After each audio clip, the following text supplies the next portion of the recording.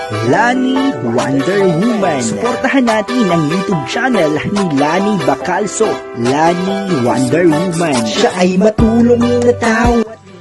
Maaga kaming naghanap mga kapamilya ng bunga ng bayabas dahil kanina si Annalisa Curse ay tinawag ng kapitbahay namin galing sa hospital.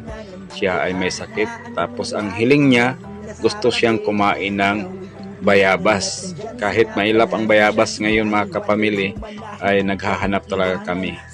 Buti nakakita kami dito ng mayroong 2 piraso. Yan yung hinahanap ko, yung sinungkit ko. Yun lang talaga ang tanging 2 medyong hinog.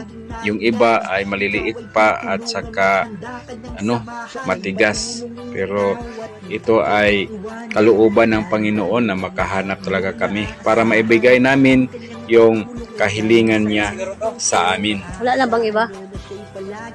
Ito lang yung parang hinog na hinog. Parang hinog.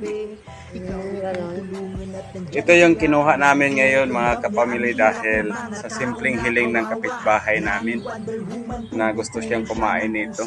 Kaya kahit umuulan ay pumunta kami dito sa may puno ng bayabas para kunin yung pinakahihiling niya ngayon. So sana watch the video till the end mga kapamilya para malaman niyo kung sino ba yung kapitbahay namin. In-slice na yung bayabas na kinuha namin ni Annalisa Curse para hindi mahirapang kumain ang kapitbahay namin. Siya po si Rosila Tindogan Lanugon, taga Southern Leyte mga kapamilya. Galing na siya sa hospital at yan, kumakain na siya sa dala namin na bayabas. May sakit siya nga diabetes at saka acute kidney siya mga kapamilya. So sa nais tumulong or naawa sa kapitbahay namin, feel free to contact me mga.